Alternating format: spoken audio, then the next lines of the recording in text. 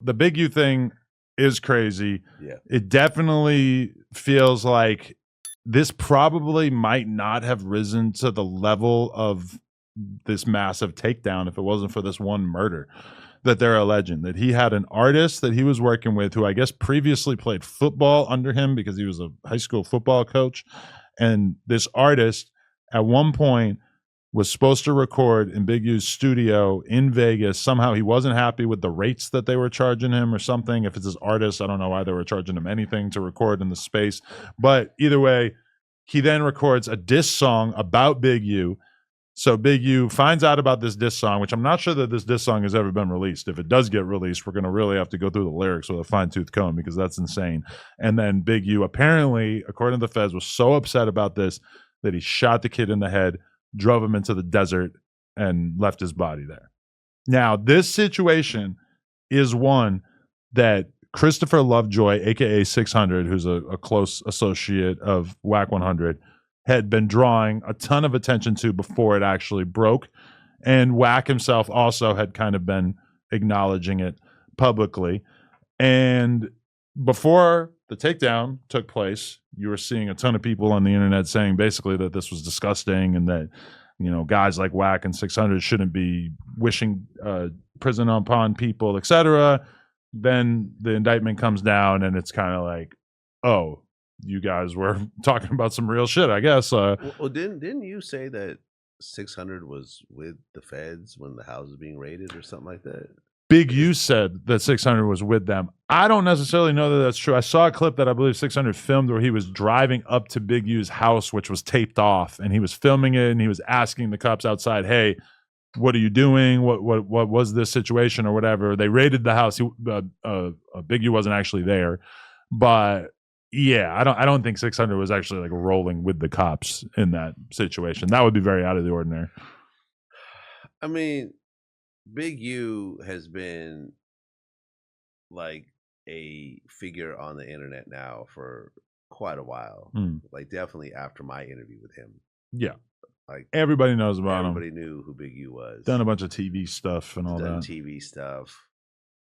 Lots of people have dissed him in various ways on the internet and so forth. I've had conversations. I remember there was a whole Loose Cannon thing where, you know, Loose was saying how Big U somehow set up Nipsey, you know. Which now a lot of people are looking at a little differently now. That I don't think that happened on any level. I don't think so. I remember I called you. That was one of our conversations. I was like, yo, man, I'm sorry you're going through this bullshit. Like, this is just dumb. You know what I'm saying? I think I went on No Jumper and I talked about it afterwards. And it was just like, he's like, yeah, man, this is just the bullshit I got to deal with. But, like, I never got the impression that you really, like, you're going to kill someone over, you're going to kill an unknown rapper over a diss song. Right. Sounds kind of bizarre. Nobody will really hear. Yeah. Really? You're gonna kill a rapper that no one's ever heard of. As of yet, I don't even know if anybody knows that person's rap name, the kid who got killed. Listen, never mind if he ever even put music out on any serious level. Okay, like if Drake killed Kendrick over Not Like Us being performed at the Super Bowl, I think everyone would be like, all right, we kind of get it. Yeah, bad decision, but we understand where the impulse came from. Right, it's just like he finally reached his breaking point when it's performed at the goddamn Super Bowl. Right. Like, you know, whereas like Kendrick probably A minor, like the whole crowd, the whole Super Bowl singing it, you know, living rooms around the country or singing along to the shit. I'm sure at one point it's like I'm sick of this. I'm so tired of hearing Not Like Us and these fake file statements that I'm finally just gonna snap. And I have a whole bunch of people that are 10 times removed from me that'll handle it, and I'm done. So you're gonna tell me that a 50-something-year-old man who's been enjoying being out of prison for a very long time is gonna go and kill someone himself over a diss song? That being said, it just sounds dumb, doesn't it? But so much of what Loose Cannon has alleged that is basically also in this indictment, like, why would a guy who's in his 50s, who's presumably got a nice, cushion of money and doesn't need to be out here extorting people, why would he be running up in weed dispensaries and strip clubs and basically demanding cash for protection from them? It's like, you know, I feel like a lot of these guys, I have no idea about anything. Once they become career criminals, I think it's harder than we would think to let go of that life. I don't think so. Really? We've seen a lot of people do it. Terrence Gangster Williams, he did a great job. He he left his violent past behind, Well, I think it happens.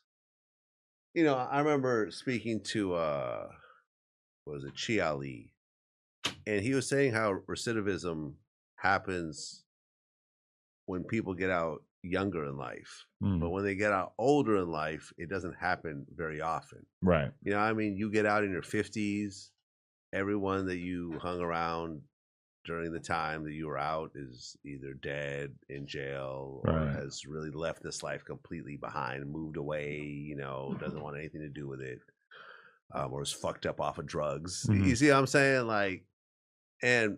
Look, Chi Ali killed somebody.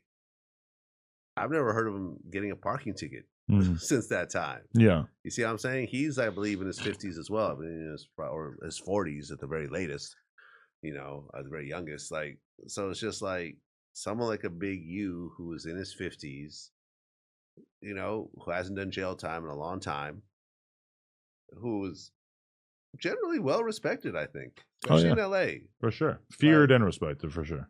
Yeah, but once you get to know him, I've never had any, once I got to know Big U, yeah, I mean, before I was a little worried about, I remember after the interview, I was like, hey, do you want me to run the titles by you before we put them on? He's like, oh, man, do whatever you want. Do you. I don't care about that. And I'm like, oh, okay, this is not the reputation, not to say what people are like if you push them hard enough, but I'm saying, I've never been scared of Big U since that interview.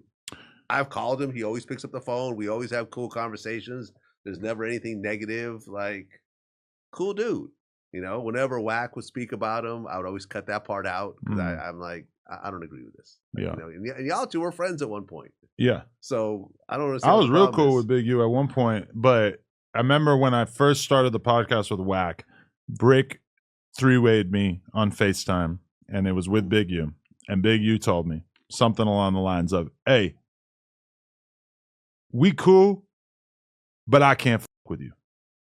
Because I was doing the podcast with Wack. And it was basically what he was inferring was, I'm not going to do anything to you. You are fucking with my bro Brick, so I got to give you a little bit of leeway or whatever. But you're doing a podcast with this guy that I 1000% do not fuck with, so I'm not having anything to do with you. And I knew that kind of thing was probably coming when I started doing the podcast with Wack. Yeah, but for example, I never got that phone call because although I have Wack as a regular guest, I've always just avoided this topic. I think I also was the first person to kind of normalize Wack in a little bit more of the mainstream hip hop space. Not to say that he didn't already have his own thing going on, but as far as platforms really embracing Wack, it was you. Kind of cracked it open. And also, I wasn't editing anything out. He was talking about Big U, and I was attempting to put up a little bit of an argument and present the other side or whatever, but it's difficult when you're dealing with Wack. I was just cutting it out, and I'm just like, me and you are cool. Me and Big U are cool, and I'm not getting in the middle of this. Because honestly, I honestly felt the two of them were going to be cool again at some point. Yeah. I just felt this was just temporary. You know what I'm saying? Because I think once you get to know Wack, you realize that a lot of times it doesn't run that deep in terms of his what he says online and so forth, because leading up to me and him being cool, he was still talking shit about me on Clubhouse and stuff like that. There's been a bunch of negative shit he said about me, but it's once we became cool, it's all that just didn't matter.